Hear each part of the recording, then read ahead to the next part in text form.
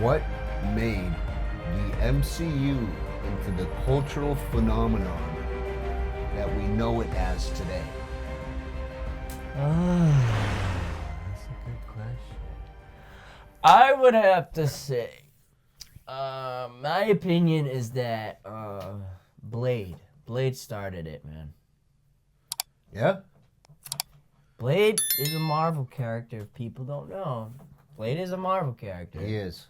I think it was Marvel's first rated R movie, if I'm not mistaken, because people thought that Spawn was actually a Marvel character. That's not. Spawn isn't. He's completely by himself. different by himself. He has jumped into the MCU a little bit, but What about the Fantastic Four though? Fantastic Four, dude. That was early 2000s. Blade was in the 90s. Yeah, but they made a Fantastic Four movie. Those are the German shows. movie. Those are the shows. Like you had Captain America, Hulk, with Lou Ferrigno. You had Thor, but in movies, Blade I think started it all. Then you had the X-Men. I mean, Yeah. So Blade. Yeah. No. Blade which was Kevin did. Feige's actual first big assignment was X-Men. That's where really? With Bryan Singer and all them. He was one of the producers, and that's where he started to learn the ways of what to do and all that. And They came Spider-Man. 04, Well, 07, and 02, obviously the first one. But you got Fantastic Spider-Man. 4, 05, and 07. Yeah, And then in 08 is when it all started. with Iron Man. Iron Man with Robert Downey Jr., RDJ. But I don't know. Spider-Man was on a different Yeah, level. I mean X-Men was good, but X-Men, Spider-Man. When X-Men came out, it was hyped up. It was popular. It was crazy. But when Spidey came out, Yeah, that's it was a when game it changer. was. What about Daredevil though?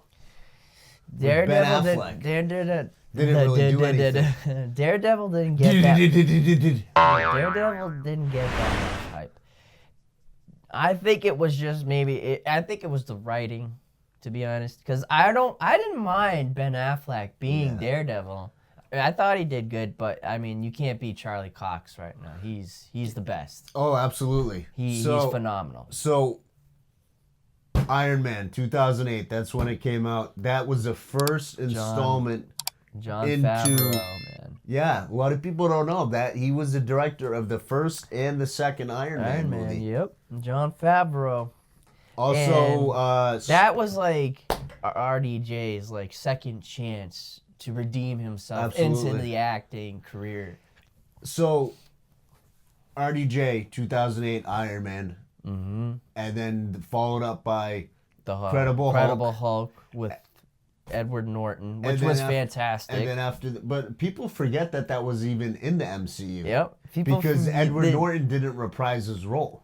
Yeah, and they thought that the original guy that was doing. Oh yeah, Hulk, the original 03. 2003. Yeah, but Ang Lee's Hulk. yeah, which that's by far the best Hulk. I don't care. Yeah, it's a good movie It's best the adaptation of Hulk. But anyway, with Eric Bana. yes, but people thought that Edward Norton was going off of it was like a sequel to this one. What, of Eric Bana's? Yes. And it is and it isn't, because Edward Norton has his own take on the Hulk. But that was when, Hulk was introduced in the MCU, because at the end of the movie, RDJ, Tony Stark, comes in and was like, hey. Is that when they put Thor's hammer in it? No. So Thor's hammer got introduced, I think, in the second Iron Man movie. Yes. Yeah. At the end of post-credits scene. Yeah. And that's where Thor came in. See, that's what I truly believe that that's where Well, Thor brought Thanos into it, because you have Asgard. Intergalactic. Yeah, you have the intergalactic stuff that the Thor has to deal with including Asgard and all the other realms. So Thor definitely brought something new to the table. And then Let that shit run, dude. It's Marvel, MCU. Yeah. And then you have what came after Thor? Captain America. The first Avenger, yeah. And that was a game changer. Well, yeah, because Captain America introduced the Avengers. Yeah. That started the Avengers. But the first movie, going back to the original question is, what made MCU into the cultural phenomenon we know it as today? Well, you have to say Iron Man. It started Iron Man, but what exactly? What's, If you strip apart the movies, what aspects of the movies as a whole made it? I think that it's Marvel and Disney's ability to do Easter eggs here, Easter eggs not there. Disney. And then screw Disney. it wasn't Disney originally. It was It was Marvel. just Marvel. Was it 20th Century Fox or no? It was just Marvel, right? Who was the studio? Marvel Studios. Oh, okay. But Marvel Studios had the rights and still have the rights to X-Men. It's with Sony that Marvel has a problem with. Sony and Marvel don't see eye to eye. Yeah, because when they were going out of business, they sold all their rights to the stuff. Spider-Man. Spidey. All anything that has to do with Spider-Man and any of that. Yeah. But what really, really started it was, I think, to